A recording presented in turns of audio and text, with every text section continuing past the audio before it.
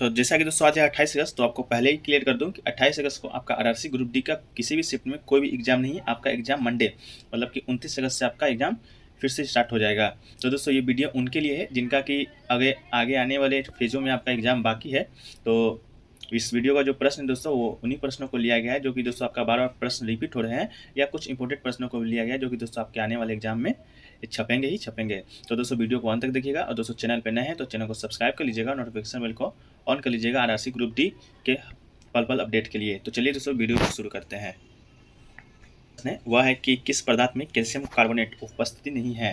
तो comment section में भी आपको बताते चलना है। आपका ए है खड़िया, जो जिसे चाल कहते हैं, बी है संगमरमर, सी है जिप्सम और डी है चूना पत्थर। तो दोस्तों बताते चलिएगा। तो इसका जो आपका राइट आंसर हो जाएगा दोस्तों, आपका आंसर जिप्सम राइट आंसर हो जाएगा, जिसको दोस्तों इस सूत्र के माध्यम से भी डिनोट किया जाता है। CaSO4 2H2O।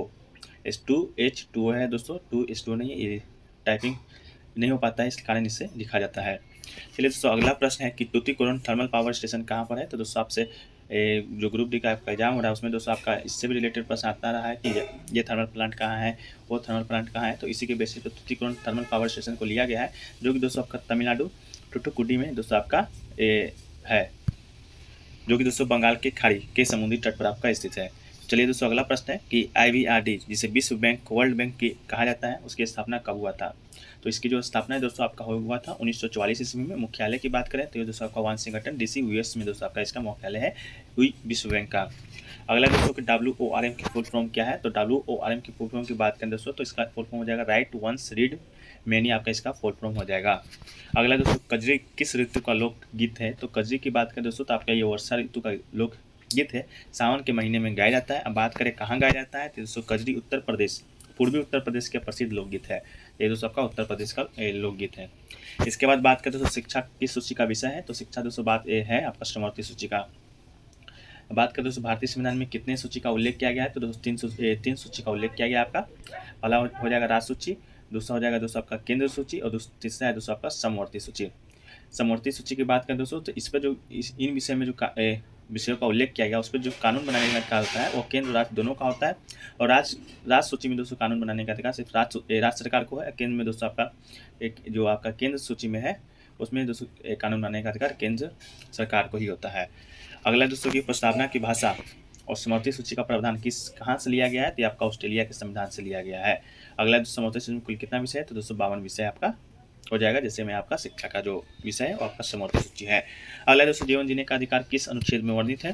तो दोस्तों जीवन जीने के अधिकार की बात करें तो ये दोस्तों आपका अनुच्छेद 21 जो कि दोस्तों कहता है प्राण एवं देह स्वतंत्रता का संरक्षण करता है आपका, और इसी में दोस्तों जीवन जीने का अधिकार भी आपका सम्मिलित किया गया है। अगला दोस्तों महात्मा गांधी समुद्री राष्ट्रीय उद्यान कहाँ पर स्थित है। तो ये दोस्तों आपका अंडमान आइलैंड में स्थित, जो कि दोस्तों 1983 ईस्वी में आपका स्थापित हुआ था। अगला दोस्तों जीवन जीने का अधिकार तो ये दोस्तों आपका हो गया एक अनुच्छेद 21 में आपका वर्णित है, जो कि हमारा मौलिक अधिकार है। अगला दोस्तों कि प्रथम बार कब विधानसभा इलेक्शन में नोटा बटन का प्रयोग किया गया था। तो बात करें तो 2013 में दोस्तों 4 राज्यों में नोटा का विकल्प शुरू किया गया था। 4 राज्यों की बात करें कौन कौन सा है। तो छत्तीसगढ़ आपका, मिजोरम, राजस्थान और मध्य प्रदेश में दोस्तों नोटा का पतन 2013 में आपका शुरू किया गया था, और केंद्र शासित और दिल्ली के चुनाव में भी हुआ था। नोटा की बात करें दोस्तों तो इसका जो फुल फॉर्म होता है नन ऑफ द एबव, मतलब कि कोई आपका जो क्षेत्र का नेता खड़ा है, आप किसी को वोट देने का अधिकार नहीं है तो दोस्तों आप नोटा पे टिप सकते हैं। अगला दोस्तों WTO का कार्य क्या है। तो दोस्तों WTO की कार्य की बात करें इसका जो फुल फॉर्म होता है वर्ल्ड ट्रेड ऑर्गेनाइजेशन, मतलब अंतर्राष्ट्रीय व्यापार से संबंधित दोस्तों आपका इसका कार्य है। बात करें दोस्तों WTO का फॉर्मेशन कब हुआ था। तो 1 जनवरी 1995 को आपका इसका स्थापना हुआ था, और हेडक्वार्टर कहाँ है तो जिनेवा, जो कि दोस्तों स्विट्जरलैंड में पड़ता है, इसका हेडक्वार्टर है। अगला दोस्तों national commission of schedule caste का चेयरमैन कौन है। तो दोस्तों national commission of schedule caste की बात करें तो इसका जो चेयरमैन है दोस्तों आपका श्री विजय सांपला जी आपका इसके चेयरमैन है। अगला दोस्तों त्रिस्तरीय पंचायत का गठन किस समिति की सिफारिश पर किया गया था। तो पंचायतों से दोस्तों आपका हर एक शिफ्ट में एक प्रश्न आपका पूछे जा रहे हैं, इसी के बेसिस पर ये प्रश्न को लिया गया है। तो त्रिस्तरीय पंचायत का गठन की बात करें तो दोस्तों आपका बलवंत राय मेहता समिति की सिफारिश पर लिया गया था। बलवंत राय मेहता कहना था कि आपका जो पंचायत है वो त्रिस्तरीय स्तर पर लागू होगा, जैसे कि ग्राम स्तरीय पंचायत, प्रखंड स्तरीय और दोस्तों जिला स्तरीय पंचायत। तो वर्तमान में दोस्तों आपका त्रिस्तरीय पंचायत ही आपका चल रहा है, जो कि दोस्तों 2 अक्टूबर 1959 को राजस्थान के नागौर जिले में तत्कालीन प्रधानमंत्री जवाहरलाल नेहरू के द्वारा पहली त्रिस्तरीय पंचायत का उद्घाटन किया गया था। तो पहला कहाँ स्थापित हुआ था आपका, तो नागौर राजस्थान में दोस्तों आपका स्थापित हुआ था त्रिस्तरीय पंचायत। अगला दोस्तों भारत में सर्वप्रथम सांकेतिक मुद्रा का प्रचलन किसने किया था, तो बात करें दोस्तों सांकेतिक मुद्रा का, तो इसका जो प्रचलन है वो 1329 से 30 ईस्वी में मोहम्मद बिन तुगलक के द्वारा दोस्तों आपका इसका प्रचलन किया गया था। अगला दोस्तों डायलिसिस का प्रयोग किस कृत्रिम अंग के रूप में किया जाता है, तो ये दोस्तों आपका डायलिसिस किडनी का जो कृत्रिम अंग है दोस्तों उसी के खराब हो जाता है तब डायलिसिस का उपयोग किया जाता है। अगला दोस्तों कि make in India logo a lion made of किससे, तो ये दोस्तों आपका चक्रदंत दोस्तों आपका बिल्कुल राइट आंसर हो जाएगा। अगला दोस्तों कि प्रधानमंत्री श्री नरेंद्र मोदी ने 25 सितंबर 2014 को मेक इन इंडिया कार्यक्रम का शुरुआत किया था, तो ये भी आपको याद रखिएगा कि मेक इन इंडिया का कार्यक्रम कब स्टार्ट हुआ था, तो 25 सितंबर 2014 ईस्वी को शुरुआत किया, जिसमें भारत के महत्वपूर्ण निवेश एवं निर्माण संरचना और अभिनव प्रयोगों के वैश्विक केंद्रों के रूप में बदला जा सके। अगला दोस्तों कि फरवरी 2021 में भारत की प्रथम डिजिटल यूनिवर्सिटी का उद्घाटन किस राज्य में किया गया है, तो फरवरी 2021 की बात करें तो भारत का जो प्रथम डिजिटल यूनिवर्सिटी का उद्घाटन है दोस्तों आपका केरल मांगलापुरम में किया गया है, तो आपका केरल मांगलापुरम राइट आंसर हो जाएगा। इसके अलावा दोस्तों कि एशिया महाद्वीप के बाहर सबसे ऊंचा पर्वत शिखर कौन सा है, तो एशिया महाद्वीप के बाहर की बात करें तो दोस्तों माउंट एकांगुआ, जो कि दोस्तों उसका ऊंचाई है 6961 किलोमीटर, ये एशिया के बाहर सबसे ऊंचा आपका पर्वत शिखर है, जो कि दोस्तों अर्जेंटीना में पड़ता है। अर्जेंटीना जो कि दोस्तों दक्षिण अमेरिका का एक देश है। इसके बाद करें विश्व के सबसे सर्वोच्च शिखर का, ये दोस्तों आपका माउंट एवरेस्ट है, जो कि नेपाल में पड़ता है, जिसका ऊंचाई दोस्तों की बात करें तो 8848 मीटर इसका ऊंचाई है। अगला दोस्तों वनडे इंटरनेशनल में 3 दोहरा शतक लगाने वाला एकमात्र खिलाड़ी कौन है, तो ये दोस्तों ये नाम से आप भी प्रचलित होंगे। ये दोस्तों भारत के जो कप्तान है आपके रोहित शर्मा, आपके वनडे इंटरनेशनल में 3 दोहरा शतक लगाने वाले पहले खिलाड़ी हैं। अगला है दोस्तों कि 7 कार्यक्रम किससे संबंधित है, तो 7 कार्यक्रम की बात करें तो दोस्तों मानव पूंजी परिवर्तन के लिए साधनीय कार्रवाई हेतु 7 कार्यक्रम 2 मुख्य क्षेत्रों में शिक्षा और स्वास्थ्य और 3 रोल मॉडल राज्य बनाने पर ध्यान केंद्रित करता है।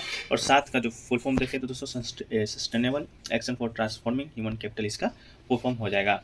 अगला दोस्तों प्रकाश का जो नीला रंग है वो नीला क्यों दिखाई देता है, तो दोस्तों आपका जो इसका राइट आंसर हो जाएगा प्रकाश के प्रकीर्णन के कारण दोस्तों आकाश का जो रंग है वो नीला दिखाई देता है।